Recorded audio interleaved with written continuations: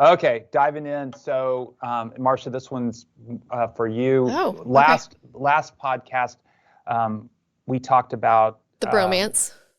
We did talk about bromance, but we're not going there right now. Okay. But do Thank you. keep that. We're going on the customer support. Okay. So, you mentioned on the last call, and we talked a little bit about challenges with hiring people, and which is true across the country. Yes. And Pioneer is experiencing some of that. So, as you guys know, I try to do some homework here, go out to a handful of members, ask them their experience. This time I looked on some Google reviews and things like that, which Google reviews can be helpful, or they can be unhelpful. But what's the status of customer support? Because I did hear some feedback that it's still a little slow. That the help desk product's awesome, but some of the help desk support has been spotty. Is that right or unfair? What's the status? Fair. So, Great Resignation affected us as it affected multiple of our customers. And another thing that we learned is that, with the Great Resignation, there were several companies who were offering work from home, which made hiring in an office much, much harder.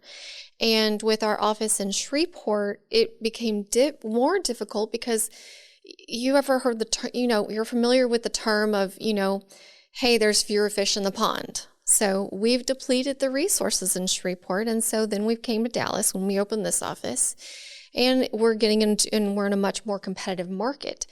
And then, of course, you add in the pandemic that offered work from home for people who are like, okay, well, I don't want to be here. I'd rather, this job's going to let me work from home for the same money or a little less. And so as people are being drawn back into their offices, and we're able to, we've had to kind of the pool's gotten shallow, so we've had to go more broad with our search and our job offers. And so RedSail invested a lot of money into us, which was announced at Connect, into helping us grow support and making it back to the wonderful it was. And so far, we've gotten our callback times back down to 2 minutes. I think there was one day that, it did get up to 20, but I think that was because something was down. Yeah, I would say we're back. We invested about $2 million in getting that. We had ratios that we used, and we invested about $2 million to bring those ratios down so that you could handle turnover. And so our response times are back down to exactly where they should be in the 2 to 3 minutes. And a matter of fact, some of them are way ahead. And that's really the lesson we had to learn, which is if you can't totally stem the turnover slide, and we're a lot better at that, then you've got to then assume increased training time and increased time to excellence. And that ends up being more expensive. So it's costing us about 20% more to provide that same level of service that we did. But now we're there again. And, there are 2 or 3 things that I think are secret sauce for Pioneer. That's one of them. So we'll overinvest there always if that's what we need to get those metrics where we need to get them.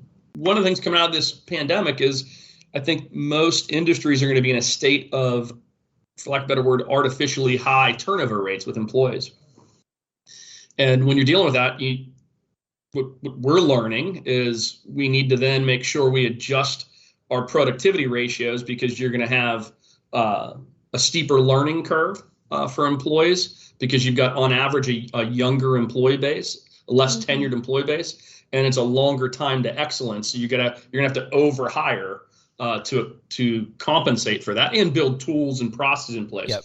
And so what we've learned is we had to increase by about 20% of our historical ratios to get back to where the service was what we're used to delivering, what customers are expecting. And something I'm going to point out here real quick, as far as, not just our support, but RedSail took several notes on how we manage our support, and they were able to help improve QS1 support. And that recently came back and showing in the latest direct opinion survey. And so I would say that support, yes, had its struggles during the pandemic and the Great Resignation, but we've invested millions and we're back and better than ever, baby.